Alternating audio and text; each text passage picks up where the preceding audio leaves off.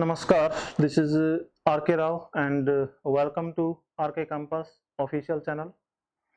So guys, today we are going to learn something very important in this video, and our topic is advanced English,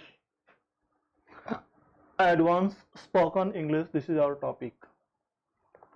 अब मैं जो sentences आपको बताने जा रहा हूँ ये this is advance spoken English के हैं।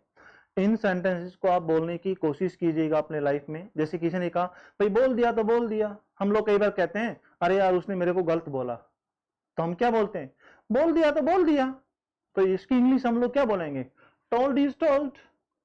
इसका मतलब है बोल दिया तो बोल दिया, ठीक है ना। अब मान लीजिए क्या कहते हैं हम लोग, अरे यार वो तो सो गया अब क्या करें। अब यार सो गया तो सो गया, अब क्या कर सकते हैं, सो गया तो सो गया। Slapped is slapped. भाई हम लोग कहते हैं ना कि सो गया तो सो गया, अब क्या कर सकते हैं हम लोग, what we can do now. अब हम क्या कर सकते हैं, स्लैप्ड इज स्लैप्ड, सो गया तो सो गया, अब सो जाने दो। फिर दूसरा हम लोग कहते हैं कि भी कर दिया तो कर दिया, यार उसने ये गलत काम कर दिया। हम लोग किसी के घर पे भी, परिवार में भी, या टीचर जो है ना कंप्लेंट करता है कि आपके बच्चे ने जी ये कर दिया है, जो है ना गांव में कंप्लेंट्स लेके जाते हैं, शहर में कंप्लेंट्स करते हैं कि जी आपके बच्चे ने ये कर दिया। तो हम लोग कहते हैं ना यार कर दिया तो कर दिया, अब क्या कर सकते हैं, डन इज डन। सो कर दिया तो कर दिया। इनको आप अपने यूज में लेके आइएगा आप लोग, ठीक है ना। अब वो लोग कहते हैं कि भी कह दिया तो कह दिया, कह दिया तो कह दिया कि भी आपके बच्चे ने जो है ना आज ये गलत बात कह दी, ठीक है ना। तब वो कहेंगे सब क्या करें, व्हाट कैन आई डू, मैं क्या कर सकता हूं। कह दिया तो कह दिया, सैड इज सैड, कह दिया तो कह दिया, सैड इज सैड। नेक्स्ट है भाई हो गया तो हो गया। तो हम लोग कई बार कहते हैं ना अरे यार मेरे हाथ से ना ये गलत काम हो गया, मेरे हाथ से ये गलत काम हो गया। तो हम लोग कहते हैं भाई हैपेंड इज हैपेंड। अब what we can do now, अब हम क्या कर सकते हैं, वी कैन डू नथिंग, हम कुछ नहीं कर सकते। तो ये जो भी सेंटेंस है जिस तरह से, जैसे खा लिया तो खा लिया, ईटन इज ईटन, ठीक है ना भाई।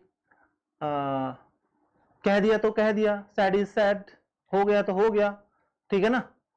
हैपन इज हैपन्ड, पढ़ लिया तो पढ़ लिया, ठीक है ना। पहन लिया तो पहन लिया, ठीक है ना।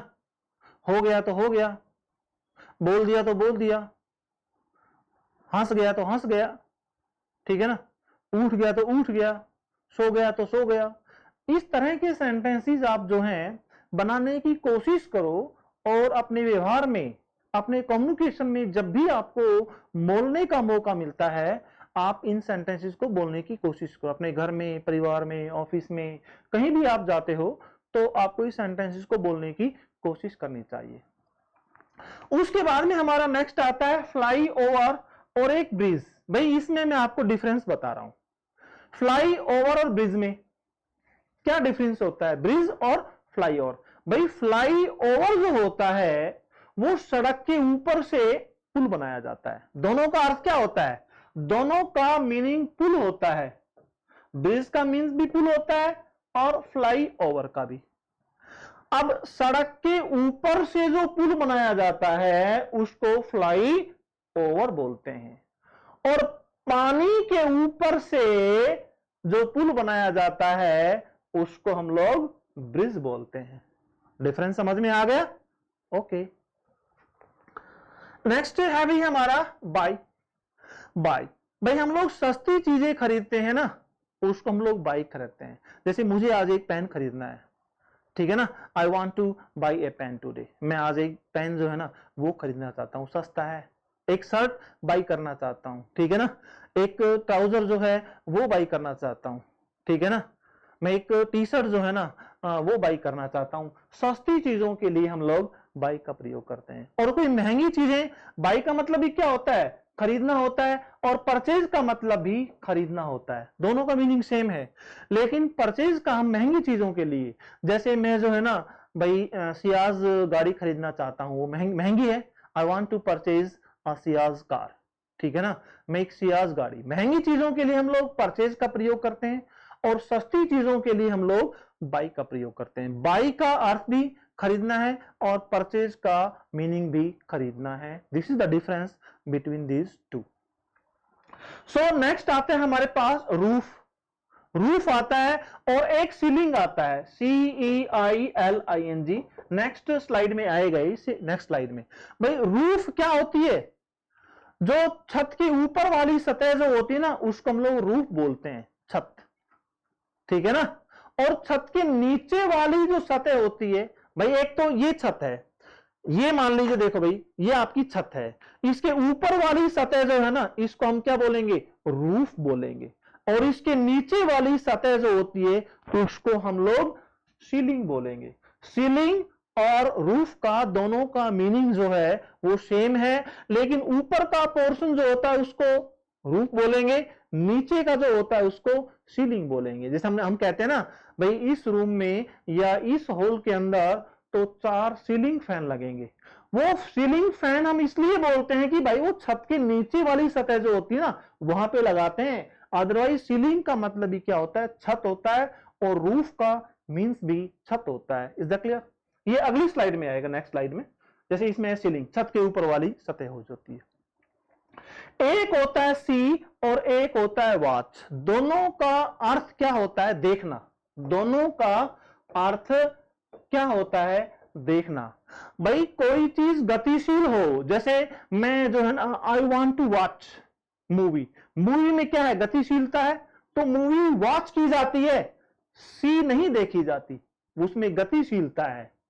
जो चीज पड़ी हुई है कि मैंने एक वहां पे एक बैग देखा, ठीक है ना, आई सा अ बैग यस्टरडे। सी और सा की सेकंड फॉर्म मैंने देखी। जैसे मैं एक पर्स को यहां देख सकता हूं, एक पर्स पड़ा हुआ है और मैंने देखा, उसमें कोई हलचल नहीं है, वो स्थिर है, दैट इज सी। और जो चीज गतिशील है, फिल्म को सी नहीं किया जा सकता, फिल्म को वॉच किया जाता है। Is that clear? ओके।